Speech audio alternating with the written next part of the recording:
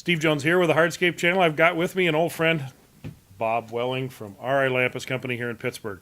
Bob, great to see you. Same here. Hey, Nice to see you. a lot of memories. Most of them pretty good. I think so. Yeah, the bad ones fade away anyway. You know what? Cheers and a toast to you and all the pioneering work that you and the R.I. Lampus Company have done for our industry. It's astounding. Mutual respect, I'm sure. Thank you.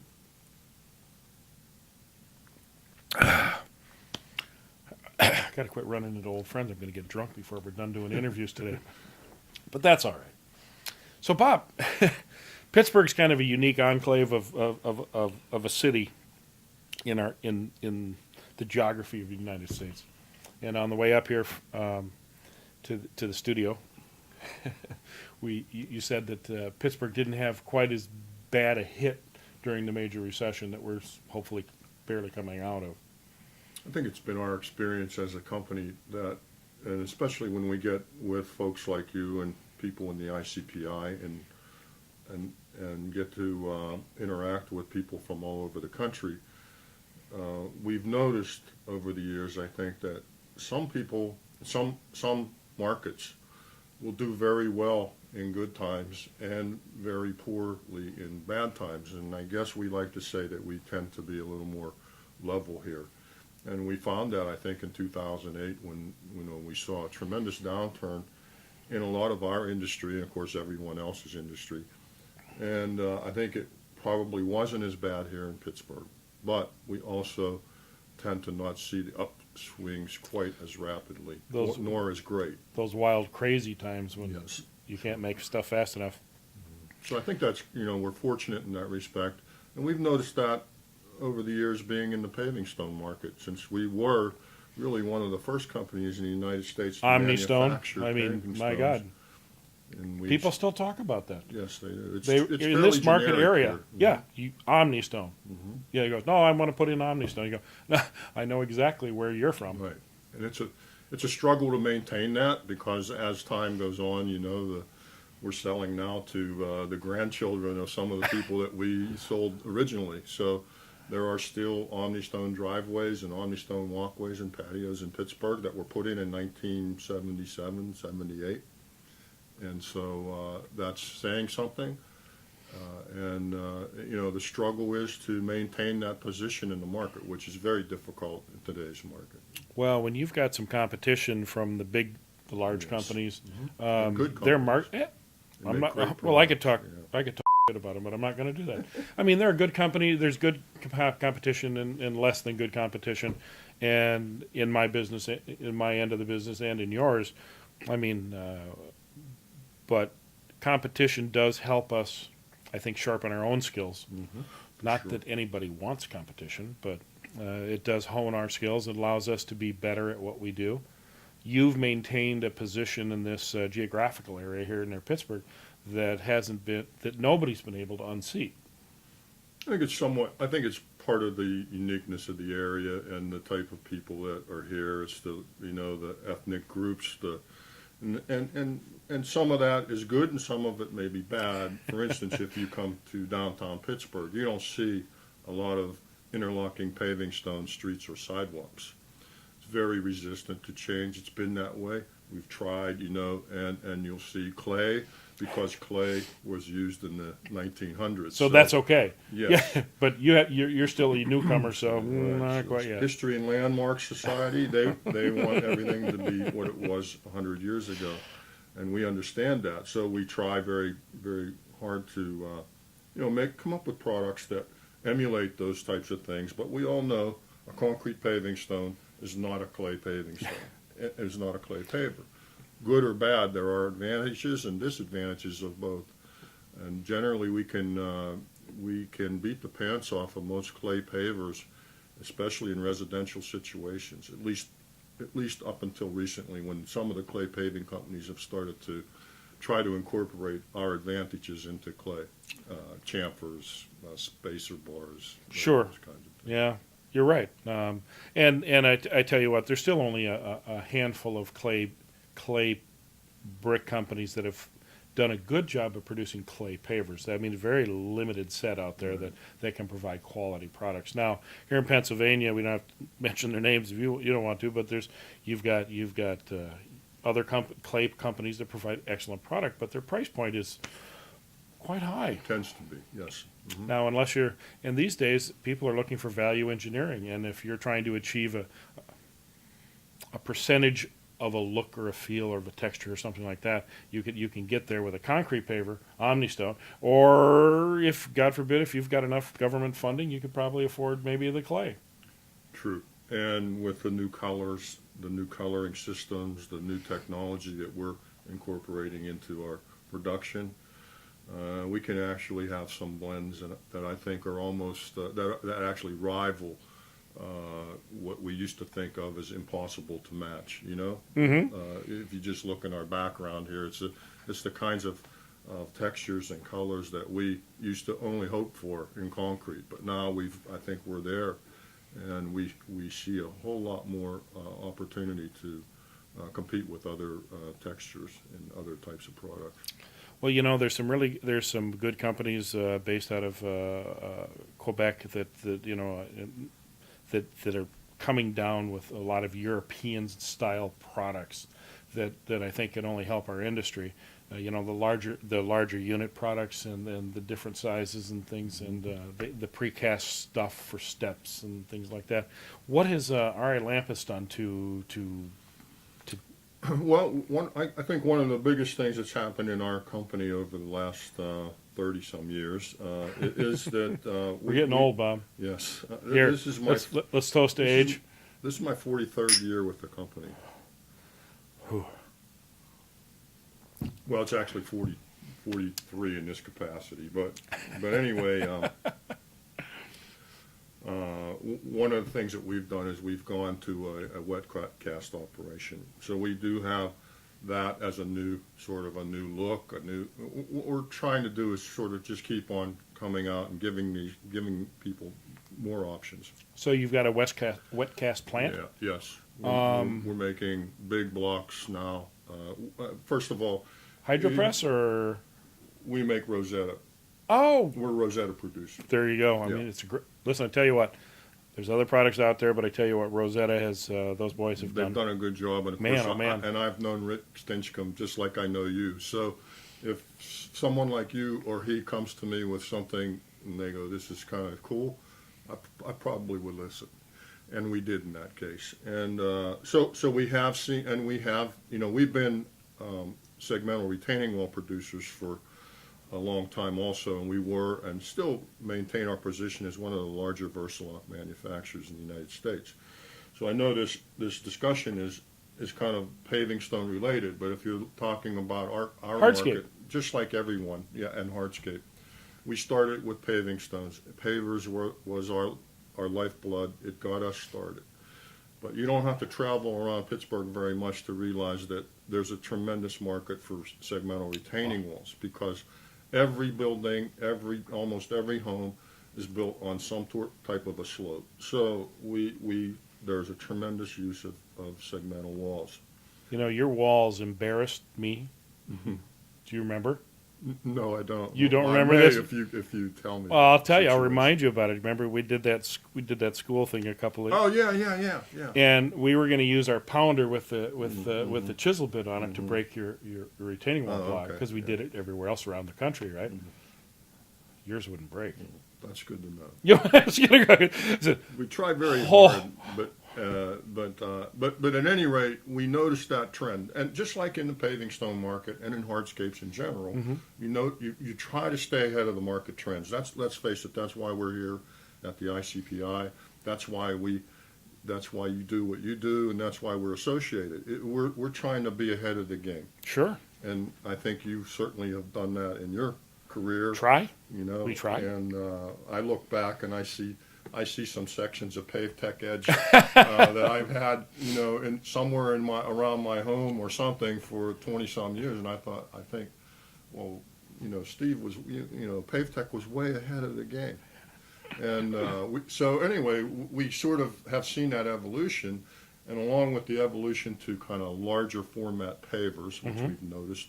There's been somewhat an evolution to larger format retaining wall systems. So, Yes. So we also now make a big Which block. one? Which one? Is there one of the We're licensed ones? basically making an unlicensed system now. Okay. Yeah, because they're pretty generic. Yeah. Yeah. We looked at all of them and we kind of decided that There were- why pay a royalty in reality, and it's a decent system. And so we're making the world block. World block is like anybody can buy those molds. But what we try to do is get a certain quality, and we just started this too. So we're really evolving into new faces and things like that. Ah, okay. Yeah. That's that is an interesting market. Is the large block retaining Mm-hmm. walls, and they're starting to take over. Because I always I'll claim I know very little about retaining wall, especially on the construction of them. I've done more than a few, but it's the weight, it's the friction, it's the set. I mean, there's so many things involved. And here in Pittsburgh, what a perfect place for big walls, Yes. big wall block to go in. We've had some pretty large projects that are, this is back, the regular segmental walls. We've got reinforced walls with geogrid that are, 30, 40 feet tall, and that's a nice wall. So there's a lot of engineering, there's a lot of grid. Grid. and That's a so, major component of the cost of those. Exactly. I would say standard size retaining wall units is the grid cost. For sure. And not that that's a bad thing, but I think a lot of people. I've seen a lot of projects. Obviously, I'm being from Minnesota. We're like in a central place where all these walls Sure. kind of Most spew out of and most stuff. of the licensors and new systems come from Yep. Minnesota. And you know what? The big blocks just, to me, make a fair amount of sense. We do a lot of work with these guys with your Rosetta Stone and their wall block side. What is the name of that system? Belvedere. No, not Oh. part of the Rosetta, but part of their other company. Ready Rock. Ready Rock, yeah, Ready Sure. Rock, yeah, Ready Same Rock. concept. And of course, as a Rosetta manufacturer, it just so happened that Ready Rock wasn't available in Pittsburgh As a to license. us. Yeah, because they separated. Well, that made the things a lot easier for you then, right? But we believe, I think Rosetta is right there. It's the kind of thing that we're used to selling. Yep. It's high end. We don't sell it on price. That's not what it's about. It's figured out. It's mapped. It's easy for a contractor to build. It incorporates steps, and of course, then they keep coming out with new products and flat work and those kinds of things. So now we have big pavers, which in the old days we used to say, well, that's not an interlocking paver. Now we don't Right? care. It's too big. But we really don't care, no matter how much our heart is into interlocking That paving stones. ASTM, what is that dimensional thing for ASTM? Yeah, I forget. the maximum size was something like 10 by 10, and the aspect ratio, you had a 2 3/8 inch thick paver. Right. You recall? Oh, yeah, well, I can't And remember it all. we all really adhered to that for a long time. The fact is, you do have to be careful when you promote them. You don't want to say, well, sure, you can use this 24-inch square paver and put it in your driveway, Sure. because it gonna break. really probably wouldn't work very well. Well, they call it segmental because it breaks into pieces. Yes, Yeah. then it is a segmental paver. Oh God, we've done a great job. Ready Rock's done a great job with our products and the clamping systems for setting Yes. the wall block. And I don't. Another area where I really believe that I think you were ahead of your time. If you look at your catalog, I can find catalogs from you from 10 years ago where you had clamping systems, probably 20 years ago, where you had systems and you said, why are people bending over picking up one block at a time? We're starting to see a lot of resistance now. Guys are hurting their backs. The guys that have been in the business for a while, whipping around 80, 90 pound, 100 pound blocks. They don't last long, No. and they can't get workman's comp. So I really do think, and I'm looking at right now several options for ways to get some machinery that can lift and move blocks. Well, we're there for you. You know that. And I'm very interested in that. We have. I had some discussions today. We're doing other interviews and things, and my buddy Paver Pete from Techo Block. it's all there's two things that manufacturers need to help their contractors with, and there's two important things that contractors need to be aware of.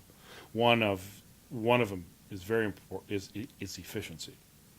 You have to be profitable, but you have to be cheap. It's this horrible thing where you go, how cheap can I be? Right. And there's only one way to get there, and doesn't mean going out of business like a lot of contractors have tried. I'll do it for less, therefore I'll be gone in a year or two. It has to do with being efficient, both in technique and the application of mechanical advantage.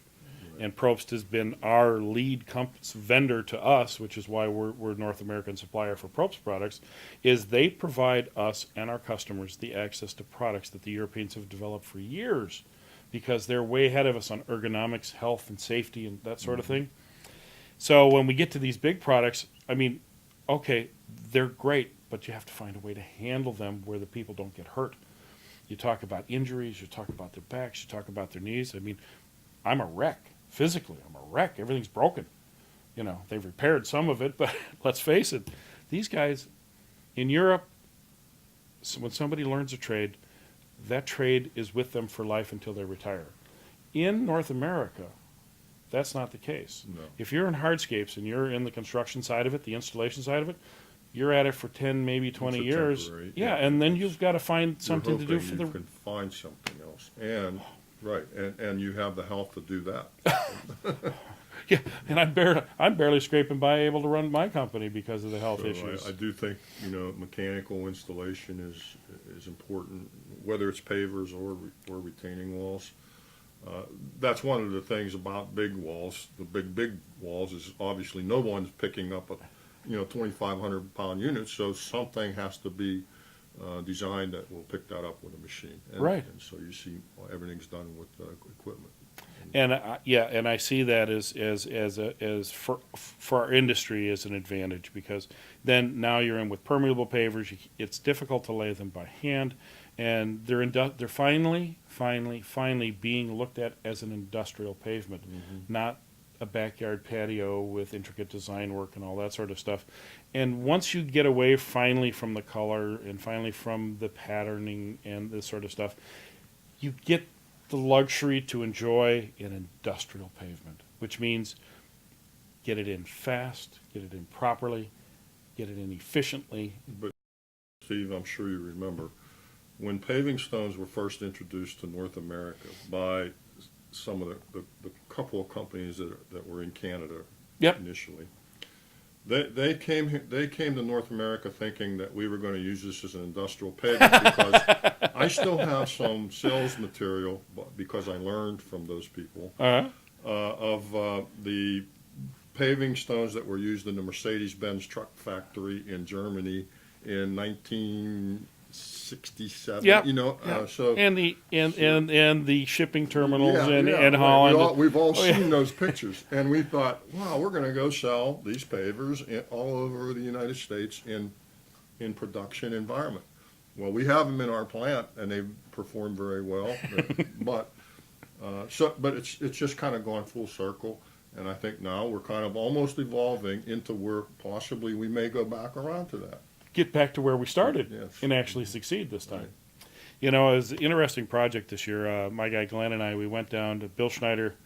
With his companies, were doing 500,000 square feet at a new paving plant in Wisconsin. Mhm. It wasn't just paving; it was precast and all this sort of stuff. But it was a greenfield deal where they came in and did everything, and they did 500,000 feet of paving. And as I was there, we were taking video and stuff, and up on the high lifts and getting some nice shots and stuff. And every time they laid the pavers and they got the chip swept into the permeable, the moment that was swept, the ready mix trucks were rolling in right behind. I mean, literally every 20 feet they moved, woof, woof, the trucks were moving in. They're opening new parts of the plant. And it was amazing. We went there for 2 different trips, and each time was for like 3 or 4 days. And to watch the pavement finished, done, open, ready to go. There aren't very many products that you could do that with. No, it's astounding. And the fact that company, the manufacturer, invested that kind of money in their own thing to embrace its own sales pitch. Yeah. Astounding.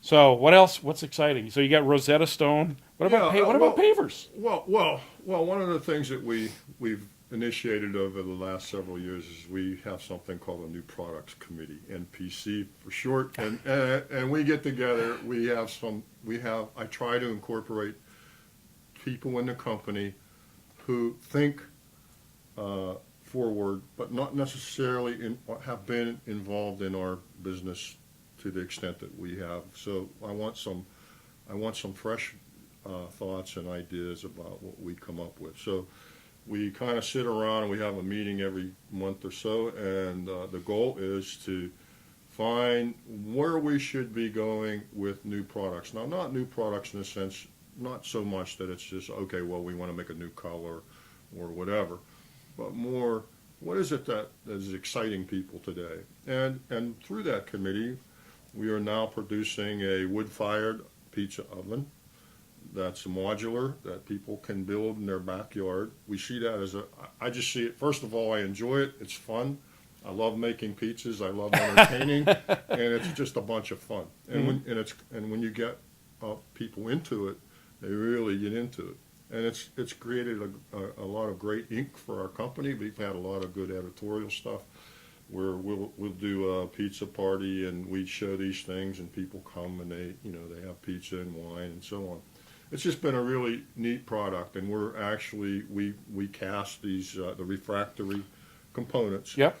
Because you guys have great experience in that. And then they get surrounded by something. Yeah. Right. So you're providing them with like the oven dome. We provide the whole inside. Most pizza ovens are basically an igloo. They look like an igloo with a door in the front. Yep.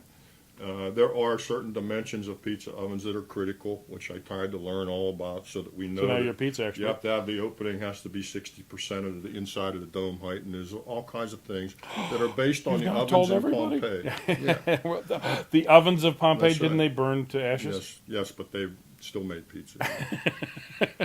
At any rate, that's just an example of something that we came up with in our new products committee. And we have several new things that we're working on now.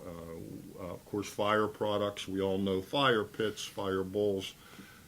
We now have a fire column cap that has like a gas that comes up through it. Of course, you put the glass beads in it. Oh, nice. Those are the kind of things that we just see. I'm not sure that you're going to sell 10,000 of them, but it just adds to what you can add, and it helps people to identify our company as an innovator, which we always prided ourselves on. Wow. Well, that sounds like neat stuff. It really does. It's fun too. Yeah. Well, you got to add a little fun. And I get the test part. It goes at the house. I have them all in my house. I like that part for sure. So now with those interesting, the fire and the. Now I had this talk today with somebody else, and I can't quite remember the full conversation, but we got to the part where. These modular kitchens and these modular fire, pizza ovens and stuff like that. And I feel that H&A would be best served, and our industry would best served, if we could start to integrate some more masonry training to our hardscape contractors. The creativity of each of our contractors knows it's almost limitless. And yet, a lot of companies have stopped that by accepting modular, pre-built, pre-done stuff. Right. Okay, first few years it was okay, but really? I'm with you there. Actually, everybody seems like they were making a kit for a kitchen, right? So we said we better make a kitchen kit. Well, what do you have? You have to have stainless steel refrigerator, stainless steel stove over here, and a countertop. And it's usually an L shape, right? That was that was it. And then you could change whatever color would go, and those were your options. And we sold some, and we still sell some, and I'm sure a lot of people are selling some. But what we found was the types of people who are going to spend $7,000 on a kitchen for their outdoor living space probably want it designed. They want it to match their surroundings. They want it to be their own unique style. So in reality, making kits where the market probably is custom is trying to change trends, and I think that's we found that out to be true. Wow. Yeah, right on target. Right on target. It's the way I felt anyway. It doesn't mean anything, but So it's better to, as you said, train the contractors on all of the products that are available and how and the tools that are available to utilize them in custom creations. right. And then and there's so many things. There's countertop technology today. You can make some beautiful countertops with very little really training, but just get the right materials. Right. And now you're into the custom countertop business. Polishing the concrete and doing all the coloring and the acid wash and stuff. Oh, it's We phenomenal. actually just took on Surecrete. I don't know if you know what Surecrete is. Is a company out of Florida that I think has probably the best line of countertop, basically high performance concrete. Okay, Various sure. types of high performance concrete. Wow. Okay, well that's great. I mean, Jesus. GFRC, glass Yep. fiber reinforced concrete. Yep. Mhm. So you can keep it thin, keep it strong, do all the stuff you need to do. Beautiful. Oh, that's all the beautiful stuff. You know, it sounds like you guys are still leading the pack as far as as one of the few remaining vibrant independents. Yeah, that's true. That's we managed to do that. I don't know how long that'll last, but it's fun. We've had a good time, and I don't regret any part of it. Mostly the people that I've met have been great, and the people in the business, the contractors we all complain about, but you know what? For the most part, they're good guys. The architects and specifiers, a unique group, but generally good people to work with, and I think it's been it's a good industry overall. Yeah. Well, we certainly enjoy the people. It's been a good run for us, and we're a long way from finishing that. But we have. I wish we could teach more people in our industry to not grasp on to every little thing. Yeah, there's great ideas. You need to look at everything. You need to evaluate everything, see what's good potentially for you, and make your own changes to it so you can offer something unique to the market. I just these kit things, even though they're good for, I'd say, mid-range projects, because let's face it, you can dump $100,000 in your backyard without a blink of an eye. And it's done every day. I know, but if I'm going to spend $100,000, I don't have $100,000, by the way. Can you loan me some? If you're going to spend that kind of money, you want unique, you want creative, you want it for you. Right. You don't want to see the same thing sitting on a pallet in a box store that you could have bought yourself. You're right. In fact, our first pizza oven was a kit. Okay, basically we sold the components and we sold everything that went with it to make this oven, and that includes the veneer that went on it. Mm-hmm. Was it concrete veneer or was it? It's based. It's a stone? Eldorado stone. Eldorado. Type, yep. Lick 'em and stick 'em, we call it. Yep. But it did look like something from Italy. Yep. It had a certain appeal to it. In fact, it has a steel roof. But again, we found that those kits, after a contractor would take them and build them, he was trying to sell for $7,000, or so for one pizza oven in your backyard. Mm-hmm. Now, I know you've seen the Mario Batali ovens and things that are sold for $13,000 every day. They're basically hardscape products on the outside of some shell.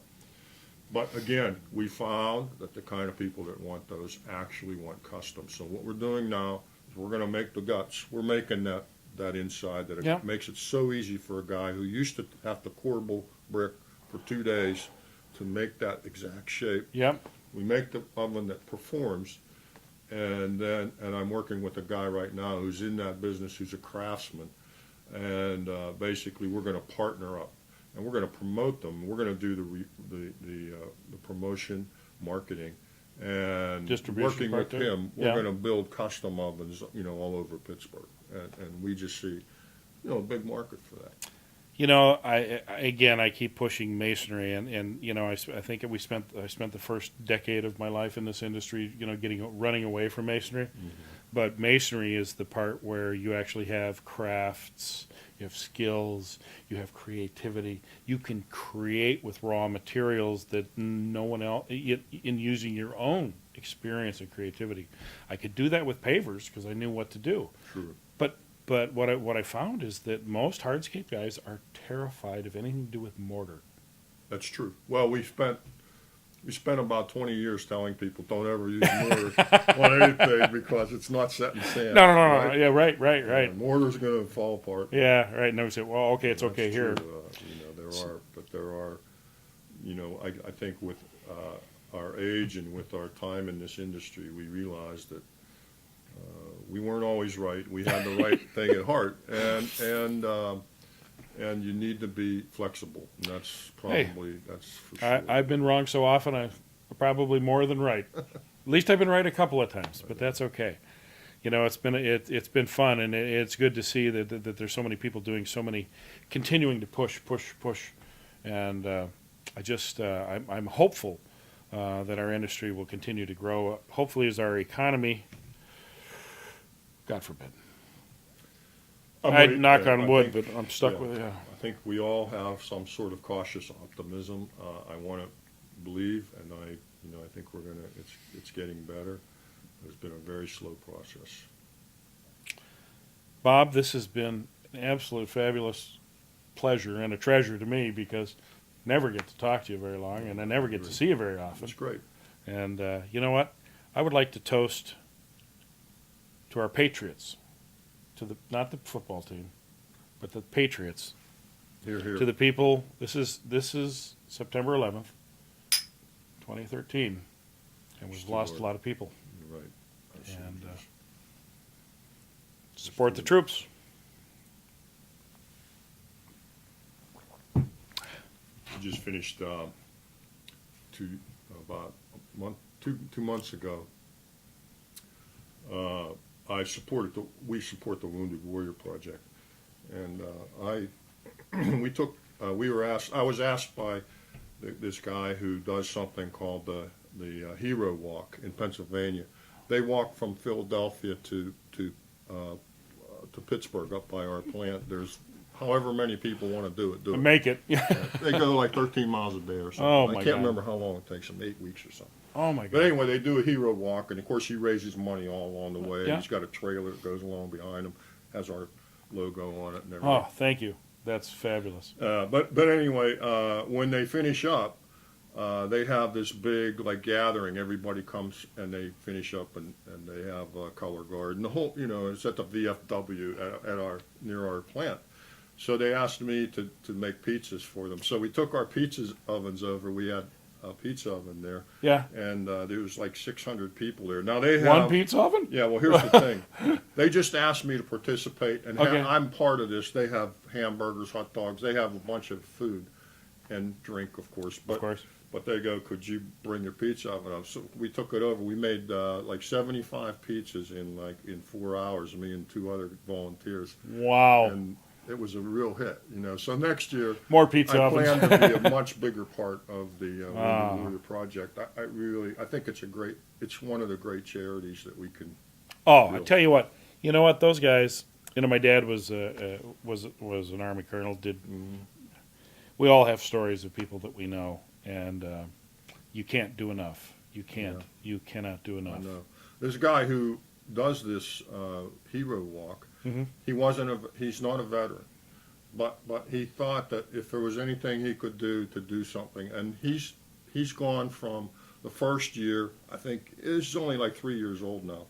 The first year, I think he might have made like $50,000, and then he went to maybe 100. He's at 400 and some thousand now that he's making For the Wounded Warriors for the group? Wounded Warrior Project. It's there's a lot of people like that, and we have to help these wounded warriors. They're the ones that need our help the most. Absolutely. They've sacrificed too much. I mean, it's what a sacrifice. I mean, we can't do enough for them. So I really I like participating in those kinds of charities, and our company plans to do even more of that next year. So if any politicians are watching this, shame on you. Support the troops. Steve Jones with the Hardscape channel with Bob Welling, signing off. Bob? Thanks, Steve. That was This has been very great. interesting. Thank you.